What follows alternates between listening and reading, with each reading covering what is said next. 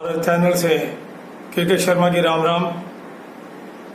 आज भगवान परशुराम जयंती की लाख लाख आपको बधाई। आज का मेरा विषय ही इस विषय पर है कि भगवान परशुराम जी की जीवन परिचय क्या है व उनके जीवन में कुछ फैली हुई मिथ्या धारणाओं को कैसे दूर करना है। साथियों, भगवान परशुराम का जन्म सतयुग और त्रेता के संधि काल में वैशाख मास के शुक्ल पक्ष की तृतीया तिथि को हुआ था।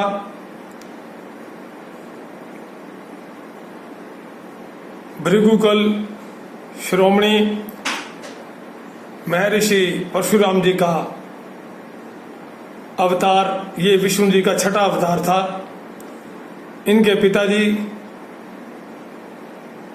ब्राह्मण जमदग्नि व माता रेणुका थी। माता रेणुका क्षत्रिय वंश में जन्मी थी, इसीलिए भगवान परशुराम में ब्राह्मण और क्षत्रिय के मिले जुले गुण थे। भगवान परशुराम जी का नाम, प्रारंभिक नाम राम था, लेकिन जब भगवान परशुराम ने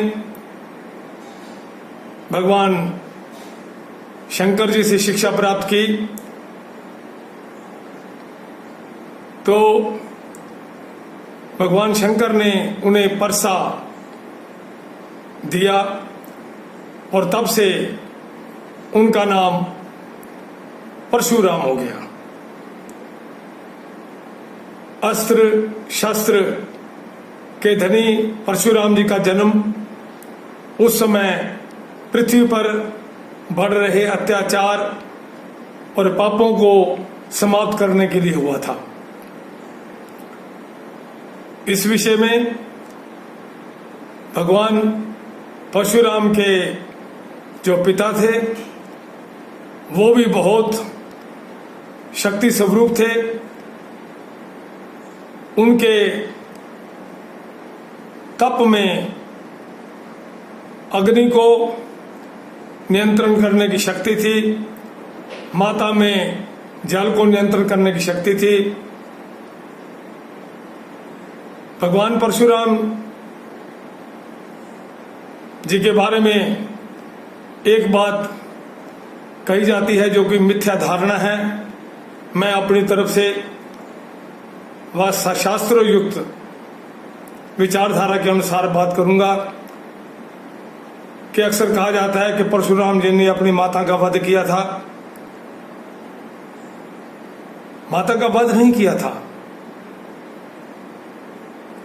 किन्हीं भयंकर भूल की अवधारणा के चलते परशुराम जी के पिता जमदग्नि ने अपनी पत्नी अर्थात परशुराम जी की माता को मारने के लिए आज्ञा दी परशुराम जी को। परशुराम जी ने पितृभक्ति का परिचय देते हुए अपनी फरसे से माता का गला काट दिया। उसी समय पितृभक्ति से प्रसन्न होकर के उनके पिताजी ने परशुराम से कहा कि तुम धन्य हो, वरदान मांगो। तो परशुराम जी जानते थे और कुछ जानकारी उन्होंने माता का वध किया था। उन्होंने अपने पिताजी से कहा कि मेरी माताजी का जीवन वापस दे दो, मेरी माताजी को जिंदा कर दो। जैसे कि परशुराम जी के पिता जमदग्नि को अगर जीवन लेने की शक्ति थी तो जीवन देने की भी शक्ति थी। ये बात परशुराम जी जानते थे। तो इस मिथ्या अवधारणा को हमें दूर करना चाहिए कि परशुराम जी ने अपने माता का भी वध कर दिया। ऐसा नहीं था। वो जानते थे कि जो मेरा पिता मुझे ये आज्ञा दे रहा है और मैं आज्ञा मान रहा हूँ, तो दूसरे ही पल मैं वरदान भी मांग सकता हूँ, और वही परशुराम जी ने किया। इसलिए समाज में फैली इस अवधारणा को भी हमें दूर करना चाहिए कि परशुराम जी ने अपनी माता जी को मारा। परशुराम जी ने क्षत्रियों का वध किया। समाज में ये भी एक धारणा है, 21 बार उन्होंने क्षत्रियों वध कर या धरती वहीन नहीं किया था, धरती को क्षत्रिय वहीन नहीं किया था। है वंश के राजा सहस्त्रबाहु का जो वंश था, उनको 21 बार उन्होंने नाश किया था। कारण था, उस वंश के राजा महिलाओं पर अत्याचार कर रहे थे, गरीबों पर अत्याचार कर रहे थे, पृथ्वी पर बहुत बढ़ चुके थे।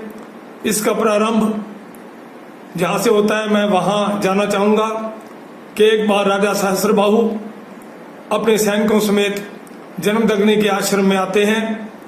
उस समय परशुराम जी घर पर नहीं थे। जब वो आश्रम में आते हैं तो जन्मदग्नि जी कामधेनु गाय के द्वारा उनका स्वागत करते हैं, और सहस्त्रबाहु को कामधेनु गाय बहुत पसंद आ गई। उन्होंने जन्मदग्नि से कहा कि ये गाय मुझे दे दो, लेकिन जन्मदग्नि ने गाय देने से मना कर दिया। कारण कि जन्मदग्नि जी एक तो संस्कृत विद्यालय चलाते थे और बच्चों को उस कामधेनु गाय के माध्यम से ही उनका पोषण होता था। तो जब राजा को उन्होंने मना कर दिया, तो राजा ने रात के समय सैनिकों के द्वारा जन्मदग्नि की गौशाला में सभी गायें और कामधेनु गाय समेत वहां से चुरा ली और पहरेदारों को मार दिया। इस प्रकार उन्होंने ये अत्याचार किया। और इसके बाद परशुराम जी जब आए, उनको ये पता चला, तो उन्होंने शस्त्र उठा लिया। और कहते हैं ना कि भाई अत्याचार सहना भी बहुत बड़ा पाप है, तो शस्त्र उठा करके उन्होंने सहस्त्रबाहु का वध कर दिया।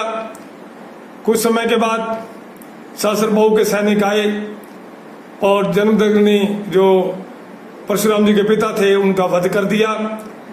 इसके बाद परशुराम जी ने शस्त्र उठा लिया और है वंश के जो भी जितने भी राजा थे, जितने भी उनके संपर्क में थे, जहां जहां जुल्म हो रहा था, महिलाओं पर, गरीबों पर, पृथ्वी पापों से भर चुकी थी, वहां इन्होंने 21 बार आक्रमण करके उन क्षत्रियों का नाश किया। यहां पर यह बात गौर करने वाली है कि परशुराम जी ने क्षत्रिय वहीन नहीं की धरती, मात्र है वंश के राजाओं का समाप्त किया।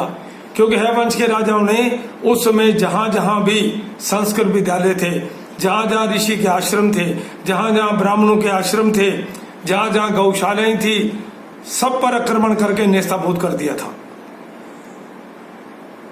शरेआम मारकाट मचा दी थी। तो ऐसी स्थिति में भगवान परशुराम जी क्या करते? भगवान परशुराम जी ने समाज को बचाने के लिए, भगवान परशुराम जी ने समाज को इस माहौल से बचाने के लिए, जो कि इतना संकट आया हुआ था, गरीबों की रक्षा करने के लिए, नारी जाति की रक्षा करने के लिए, धर्म की रक्षा करने के लिए भगवान परशुराम जी ने ये कदम उठाया और उन्होंने 21 बार है वंश के राजाओं का समाप्त कर दिया ताकि समाज में शांति हो। हमें इस रूप में इस बात को लेना चाहिए। यही भगवान परशुराम थे जिन्होंने ब्रह्मपुत्र जो नदी है, जिसका वेग बहुत तेज है, जिस प्रकार गंगा धरती पर प्रकट हुई थी, उसी प्रकार भगवान परशुराम जी ने भी इस ब्रह्मपुत्र को लाने वाले यही भगवान परशुराम ही थे। एक और बात भी है कि जैसे कि नाट्य रूपांतरण में भी दिखाया गया है कि भगवान परशुराम जी ने गणेश जी का दांत तोड़ दिया था। मैं ये समझता हूं कि भगवान शंकर जी के मुख्य शिष्यों में से परशुराम जी थे। अगर मैं कहूं तो भगवान शंकर जी के गुरु विष्णु जी हैं या राम जी हैं, और परशुराम जी भी विष्णु जी के अवतार का अंश थे। उन्हें बिना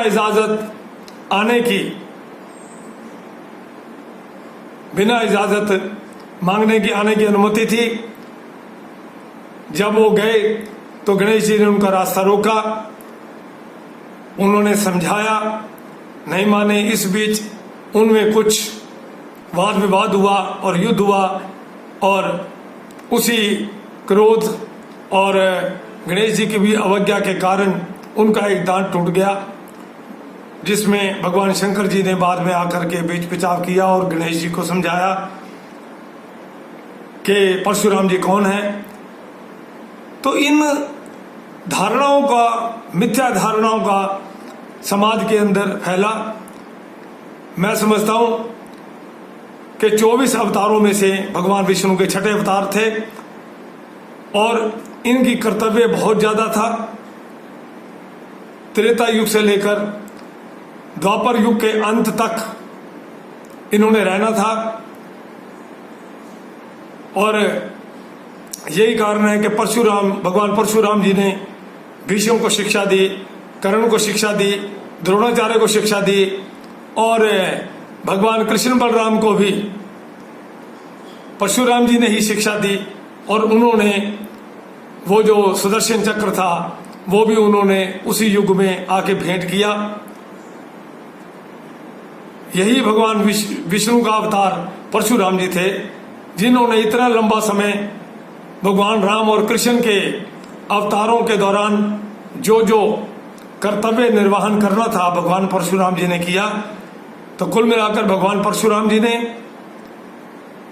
समाज में व्याप्त अत्याचार, पाप को मिटाने के लिए, नारी जाति पर बढ़ रहे अपमान को खत्म करने के लिए, दुष्टों का अंत करने के लिए अवतार लिया था।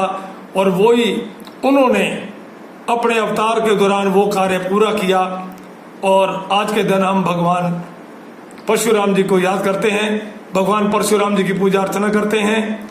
भगवान परशुराम जी की आज के दिन ही उनकी जयंती है, और मैं समझता हूँ कि मन से सभी मिथ्या धारणाओं को निकाल देना चाहिए, और भगवान परशुराम जी का उस समय के जो उन्होंने अपने इस अवतार के अंदर कार्य पूर्ण किया,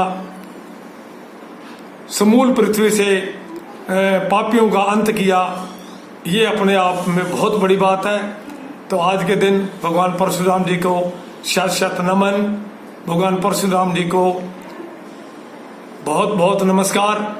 भगवान परशुराम जी की जय।